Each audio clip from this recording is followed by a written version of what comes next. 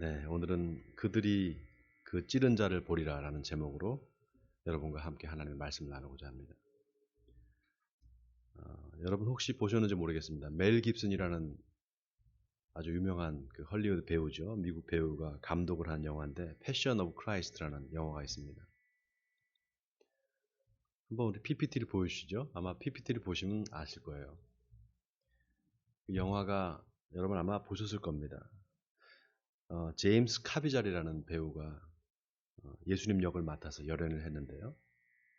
영화를 보신 분은 아시겠지만 예수님이 십자가에 못 박히시는 장면이 너무 잔인하고 끔찍해서 정말 눈을 가리고 봐야 될 정도로 리얼한 그런 장면들이 많이 나옵니다. 넘겨주시죠. 특히 예수님의 손과 발을 이제 못을 박을 때 하나 더 넘겨주세요. 다음 장면이요. 네, 다음 장면 넘겨주세요. 네, 지금 십자가를 지고 가시는 장면이죠. 재판을 받고. 네, 다음 장면. 네, 바로 저 장면입니다. 예수님의 손과 발에다가 못을 박는 저 장면인데요. 저기 보면 이제 예수님의 그 표정이, 고통스러운 표정이 나중에 클로즈업이 돼요. 그때 정말 그 예수님이 고통스러운 비명을 지르시는 장면을 볼 때, 저도 그 영화를 봤는데 굉장히 저절로 좀 눈물이 나올 정도로 그렇게 그런 영화였습니다. 유튜브에서 우연히 그 한 기독교 방송에 이 제임스 카비잘이 나와서 인터뷰를 하는 걸 봤어요. 이 제임스 카비잘이 예수님 연기를 할 때, 십자가에 달려서 죽는 연기를 할 때 정말 체중이 20kg가 빠졌답니다. 그때. 그리고 정말 죽을 것 같았대요. 그러면서 예수님의 십자가를 깊이 생각하게 됐답니다. 그리고 나중에 이 제임스 카비잘은 예수님을 영접하게 됩니다. 그리고 얼마 전에 최근에 나온 영화 있죠.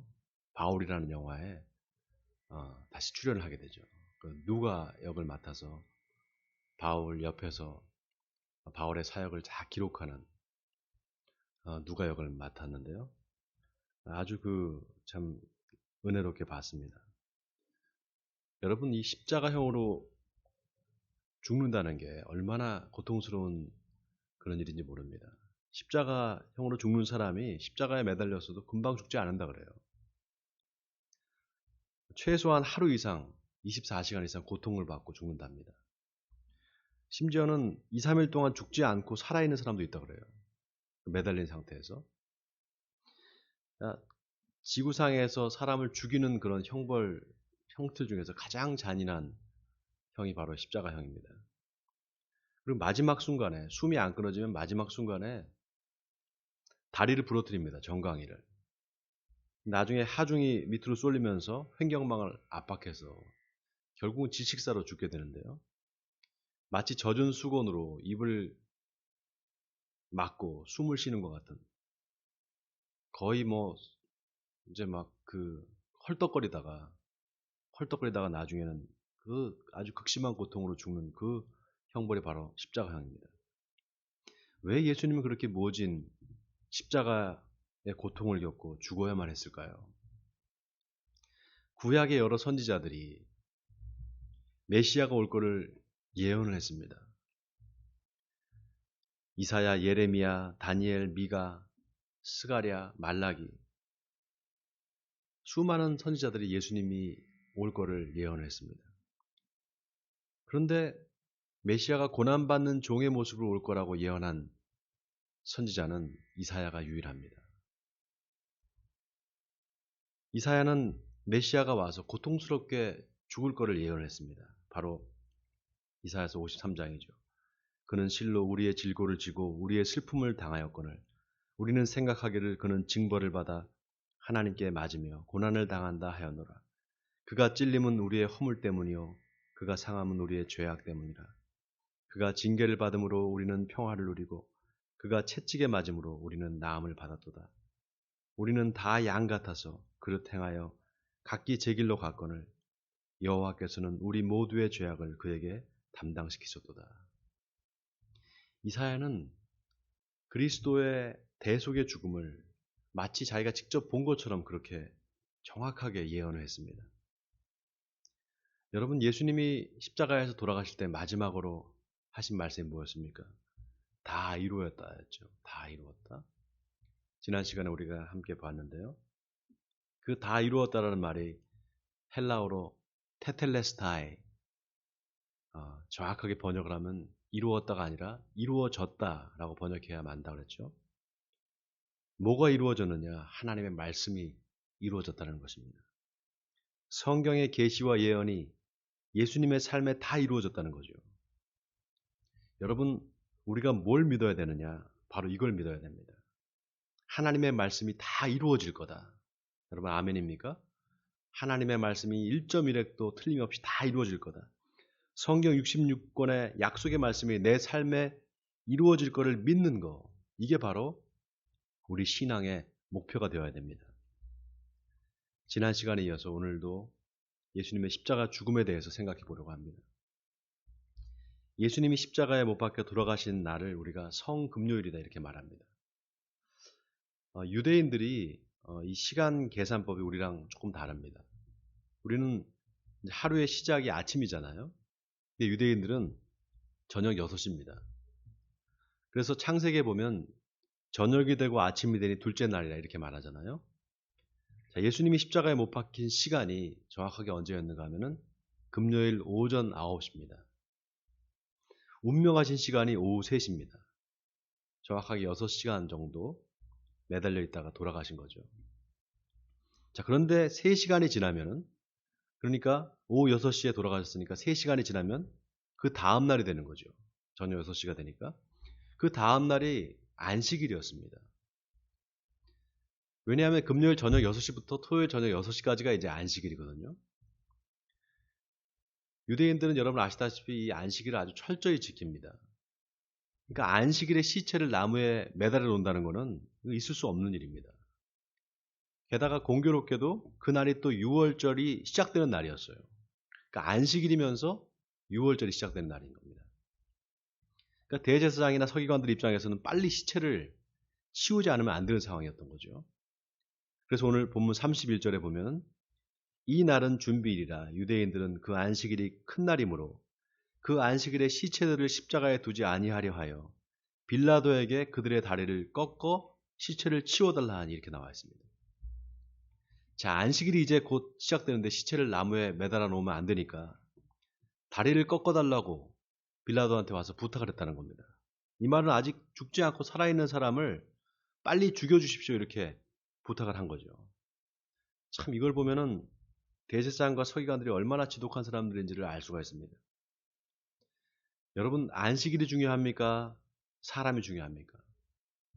사람의 생명보다 더 중요한 게 있겠습니까? 그런데 이 대제사장과 서기관들은 안식일을 지켜야 되니까 빨리 사람 죽여라 이겁니다. 예수님께서 뭐라고 하셨습니까? 안식일이 사람을 위하여 있는 것이지 사람이 안식일을 위하여 있는 것이 아니라 이렇게 말씀하셨잖아요. 여기서 우리가 한번 생각을 해봐야 됩니다. 여러분, 종교가 사람을 구원하라고 있는 거잖아요. 그런데 그 종교 자체가요, 사람을 구원할 수 없습니다. 여러분, 이 종교는 마치 그릇과도 같습니다. 뭘 담느냐, 내용물이 뭔가가 중요합니다. 우리 기독교는 진리이신 예수님을 담으면 됩니다. 유대교도 마찬가지였죠. 유대교도 하나님을 믿는 종교니까 하나님을 담으면 되는 거죠. 바로 예수 그리스도를 담으면 되는 거였습니다. 근데 유대인들은 정말 중요한 그 내용을 버려버리고 형식에 치중을 합니다. 형식에 집착을 했어요. 여러분, 내가 믿는 교리가 내 구원을 보장해 주는 게 아닙니다. 내가 장로교를 다닌다, 내가 감리교를 다닌다, 내가 성결교를 다닌다. 내가 다니는 교단이, 또 내가 믿는 교회, 목사님이 내 구원을 보장해 주는 게 아닙니다. 누가 내 구원을 보장해 주느냐? 오직 예수 그리스도만이 나의 구원을 보장해 줄 수 있습니다. 여러분 아멘입니까? 오직 예수 그리스도만이 우리의 구원의 보장인 줄 믿으시기 바랍니다. 유대인들이 안식일 전에 빨리 죄수들을 치워달라고 처리해달라고 부탁을 하니까 빌라도가 군인들을 시켜서 예수님과 함께 못 박힌 죄수들의 다리를 꺾어버립니다. 그 영화를 보면은요, 그 패션 오브 크라이스트에 보면 로마 군인들이 와서 큰 이 망치를 가지고 와서 다리를 그냥 부러뜨립니다. 그 비명 소리 하면 너무 잔인한데요. 그렇게 다리를 꺾는데 예수님한테 와서 보니까 예수님이 이미 돌아가신 거예요. 그걸 보고 죽었다 그러니까 그 로마 군인이 그러면 창으로 찔러라 이렇게 합니다. 창으로 예수님의 옆구리를 찌르니까 물과 피가 나옵니다. 자, 여기 성경에 다른 마테마가 누가 보면은 이 부분이 없습니다. 물과 피가 나왔다 이 부분이 없어요. 그리고 다리를 꺾었다 이 말이 없습니다. 오직 요한복음에만 나와 있어요. 자, 요한복음에 나와 있는 이 특별히 예수님의 옆구리를 찌르자 물과 피가 나왔다. 여기에는 아주 중요한 영적인 의미가 세 가지가 있습니다. 첫째는 그리스도가 육체로 왔다는 것을 말합니다. 바로 예수님의 성육신을 의미합니다. 둘째는 물과 피는 죄를 사해주는 도구입니다. 죄를 사해줄 때 물과 피를 뿌려서 죄를 사해줘요. 유대교의 성결 예식에 바로 이 물과 피가 사용됩니다. 말씀이 육신이 돼서 세상에 오신 예수님이 십자가에서 물과 피를 쏟으심으로 우리의 죄를 깨끗하게 씻어주셨다. 그 의미죠. 마지막 세 번째는 예수님이 의학적으로 완전히 사망했다는 것을 의미합니다. 여러분 죽은 시체를 해부할 때 피만 나오는 게 아니라 물도 같이 나옵니다. 자, 그 다음 오늘 본문 35절 우리 같이 한번 읽어볼까요? 35절입니다. 시작. 이를 본 자가 증언하였으니 그 증언이 참이라. 그가 자기의 말하는 것이 참인 줄 알고 너희로 믿게 하려 함이니라. 자, 여기 이를 본 자가 증언한다. 이를 본 자가 누굴까요? 바로 요한복음을 기록한 사도 요한입니다. 사도 요한 자기를 말하는 거예요. 여러분 예수님의 제자들 중에 예수님이 돌아가시는 걸 처음부터 끝까지 다 지켜본 사람은 사도 요한이 유일합니다. 그러니까 내가 직접 봤다. 그러니까 이건 거짓말이 아니라 참말이다 이 말이죠. 자, 그런데 놀랍게도 요한이 이 장면을 어떻게 해석을 하는가 보세요. 36절을 보십시오. 이 일이 일어나는 것은 그 뼈가 하나도 꺾이지 아니하리라 한 성경을 응하게 하려 함이라. 자, 뭘 응하게 한다고요? 성경을 응하게 하려 합니다. 자, 이 말씀이 중요합니다. 성경 어디에 이 말씀이 있는가 하면은 민수기 9장에 있어요. 성경을 찾겠습니다. 자, 민수기 9장 11절, 12절. 집에서 예배 드리시는 분들도 다 성경을 찾으시기 바랍니다. 제가 가지고 있는 성경 210페이지입니다. 민수기 9장 11절, 12절.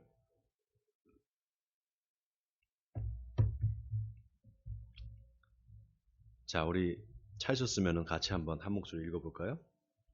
민수기 9장 11절, 12절. 제가 가지고 있는 성경 제 210페이지입니다. 자, 같이 읽겠습니다. 시작.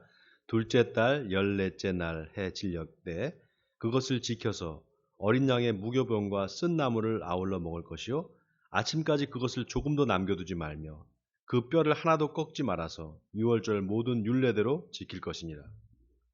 자, 사도 요한이 로마 군인들이 예수님의 다리를 꺾지 않은 것과 유월절에 어린 양의 뼈를 꺾지 않는 것을 서로 연결시킵니다. 여러분 유대인들은 유월절이 되면 양을 잡아서 고기를 불에 구워 먹습니다. 양고기를. 절대로 물에 삶거나 쪄서 먹지 않습니다. 반드시 불에 구워 먹게 돼 있어요.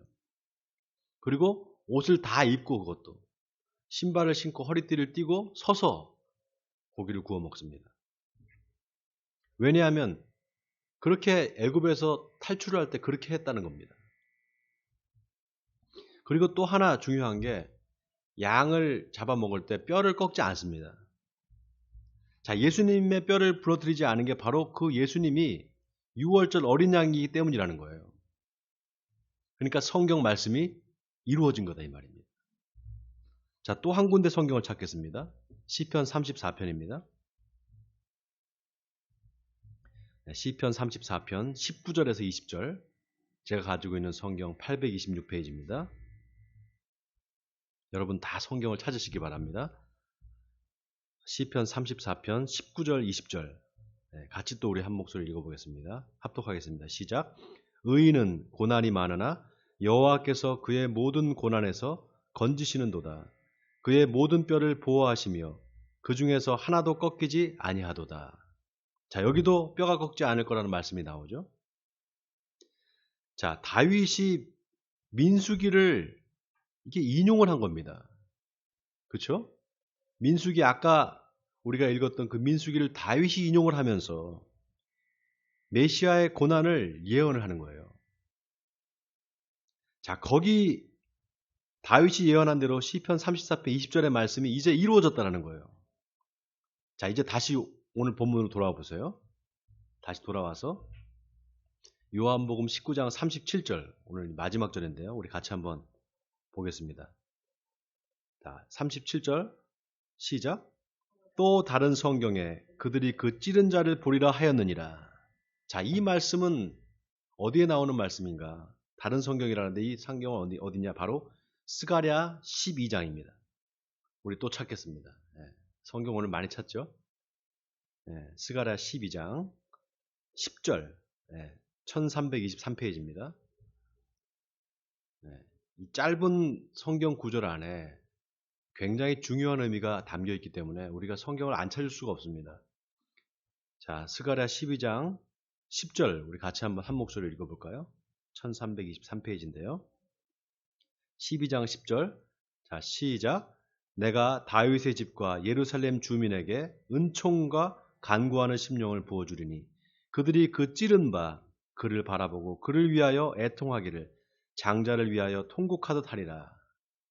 참고로 이 스가랴 선지자는 메시아가 죽고 난 다음에 이스라엘 백성들이 회개하고 하나님께 돌아올 것을 예언한 사람입니다. 그런데 이 여기서 나오는 이스라엘이라는 게 유대인들만을 말하는 게 아니라 이방인들도 포함하는 영적인 이스라엘을 말하는 거예요. 그러니까 결국 스가랴는 종말론적으로 맨 마지막 세상 끝날 하나님의 백성들이 하나님께 돌아오게 될 것이다 라는 것을 말하고 있습니다. 근데 한 가지 놀라운 거는, 자, 스가랴서 13장 1절을 보세요. 13장 1절 조금 건너뛰어서 그날의 죄와 더러움을 씻는 셈이 다윗의 족속과 예루살렘 주민을 위해 열리리라. 자, 여기 그날이라는 말이 나오는데 그날이 언제인가? 바로 예수님이 십자가에서 돌아가시는 날입니다. 자, 그 다음 2절을 보세요. 만군의 여호와가 말하노라. 그날에 내가 우상의 이름을 이 땅에서 끊어서 기억도 되지 못하게 할 것이며 거짓 선지자와 더러운 귀신을 이 땅에서 떠나게 할 것이라. 여러분, 이 말씀이 아주 의미심장한 말씀입니다.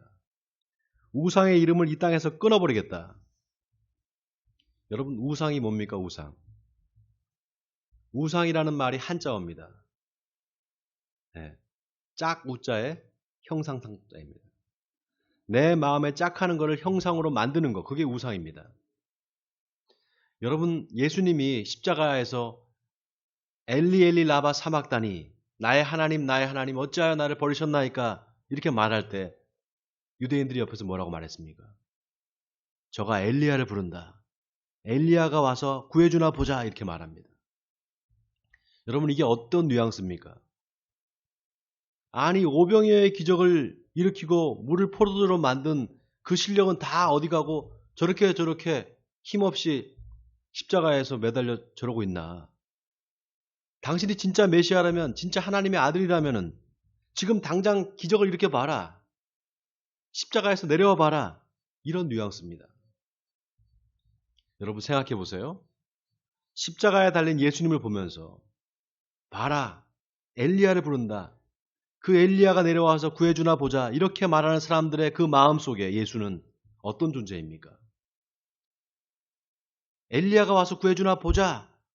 한번 지켜보자. 이렇게 말하는 사람들의 그 마음속에 예수는 어떤 존재입니까? 내 욕망을 들어주고 내 욕심을 채워줘야 되는 존재지요. 그게 우상이지 않고 뭐겠습니까? 그게 바로 우상입니다. 여러분, 우상은 나무나 철로 만들어진 게 그게 우상이 아닙니다. 내 마음에 짝하는 거를 형상으로 만드는 거, 그게 우상입니다. 모세가 시내산에서 올라가서 내려오지 않으니까 이스라엘 백성들이 아론을 찾아옵니다. 그리고 뭐라고 말합니까?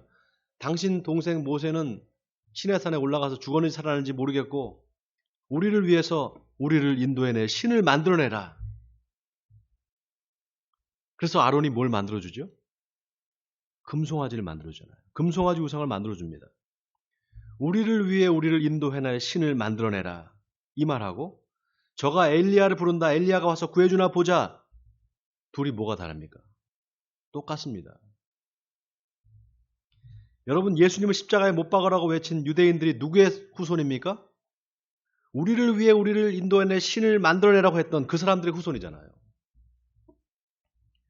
그러니까 이스라엘 백성들은, 유대인들은 하나님을 믿는다고 하지만 실은 다 우상 숭배자들이었던 겁니다. 독일의 신학자는 아니죠. 철학자죠. 그는 무신론자였습니다. 프리드리히 니체는 우상의 황혼이라는 책에서 세상에 딱 한 사람의 그리스도인이 있었다. 그러나 그는 십자가에서 죽었다고 말했습니다. 나머지는 뭐냐? 다 우상 숭배자들이라는 겁니다. 그 말을 비록 무신론자의 말이지만 우리가 잘 깊이 새겨봐야 될 부분입니다. 자, 그런데 하나님이 그 우리 마음에 있는 우상을 아예 이름조차 끊어버리겠다는 겁니다. 언제 끊어버리겠느냐? 바로 그날에. 바로 예수님이 십자가에 못 박히셔서 돌아가신 날입니다. 그날에 하나님이 우상의 이름을 이 땅에서 끊어서 기억도 못하게 하고 거짓 선지자와 더러운 귀신을 이 땅에서 떠나게 할 거다. 이렇게 말했어요. 여러분, 이게 무슨 의미일까요? 이제 더 이상 우상은 없을 거라는 겁니다. 어쩌면 예수님의 십자가가 마지막 우상이 될 거라는 거예요. 더 이상 이제 만들지도 말고 우상을 깨트리지도 않겠다는 겁니다. 하나님께서.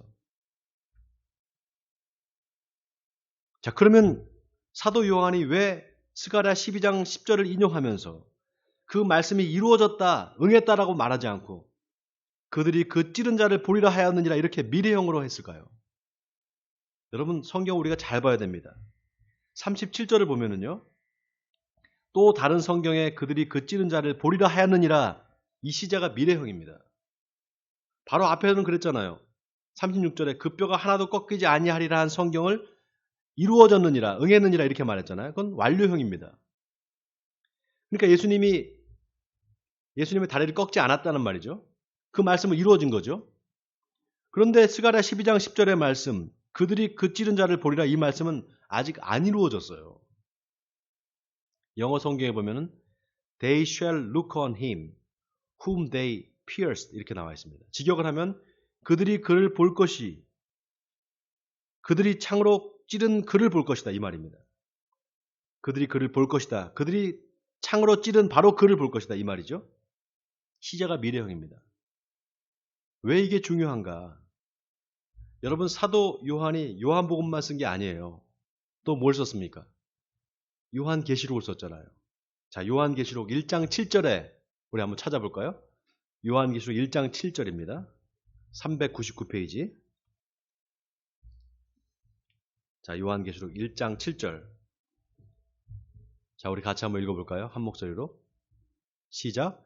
볼지어다 그가 구름을 타고 오시리라. 각 사람의 눈이 그를 보겠고 그를 찌른 자들도 볼 것이요 땅에 있는 모든 족속이 그로 말미암아 애곡하리니 그러하리라. 아멘. 자, 사도 요한이 스가랴서 12장 10절의 말씀을 인용하면서 그들이 그 찌른 자를 보리라 한 말씀은 응했느니라, 이루어졌느니라 이렇게 말하지 않고 그들이 그 찌른 자를 보리라 하였느니라, 미래 시제를 썼습니다. 이 말은 아직 이 말씀이 이루어지지 않았지만 나중에 반드시 이루어질 거라는 겁니다. 언제 이루어지느냐? 바로 예수님이 다시 올 때. 세상의 심판주로 다시 오실 때 모든 육체가 다 부활해서 예수님의 재림을 보게 될 거다 이 말입니다. 아멘입니까? 그리고 그들이 그 찌른 자를 볼 거라는 거예요. 바로 예수님을 십자가에 못 박아 죽이라고 했던 자들, 예수님을 모욕하고 채찍으로 친 자들, 또 창으로 찌른 자들이 다 다시 부활해서 예수님의 재림을 보게 될 거다 이 말이에요. 자, 그리고 어떻게 되느냐? 이게 중요합니다. 땅에 있는 모든 족속이 그로 말미암아 애곡하리니 그러하리라. 아멘. 자, 왜 땅에 있는 모든 족속이 애곡을 할까요? 애곡을 한다는 건 뭡니까? 통곡한다 이 말이잖아요. 자, 스갈에서 12장 10절에서는 그들이 그 찌른 바 그를 바라보고 그를 위하여 애통하기를 독자를 위하여 애통하듯 하며 그를 위하여 통곡하기를 장자를 위해 통곡하듯 하리라 그랬습니다. 여기서 애통하다는 말은 잘못을 회개하면서 우는 걸 말해요. 스갈에서에서 애통하는 거는. 그런데 계시록 1장 7절에 모든 족속이 그로 말미암아 애곡한다고 할 때 이 애곡은 자기 자신을 자른다 이런 의미가 있습니다.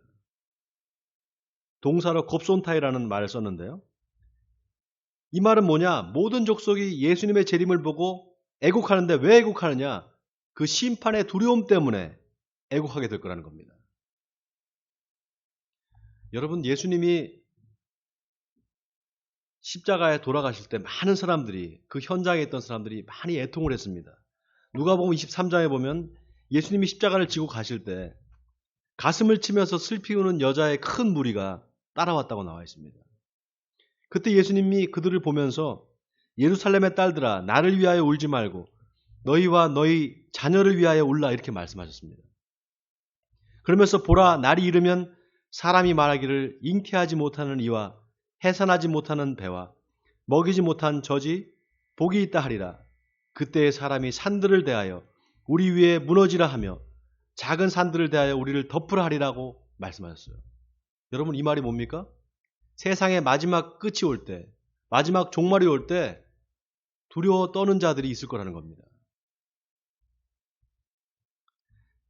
세상의 마지막 심판이 곧 임할 거라는 거예요. 그때 하나님으로부터 구원을 받아서 영생을 얻을 자와 부끄러움을 당해서 영원히 심판받을 자가 나누어질 거라는 겁니다. 여러분, 예수님의 재림은 하나님의 백성들한테는 구원의 날이 될 겁니다. 그러나 예수를 믿지 않는 사람들에게는 심판의 날이 됩니다.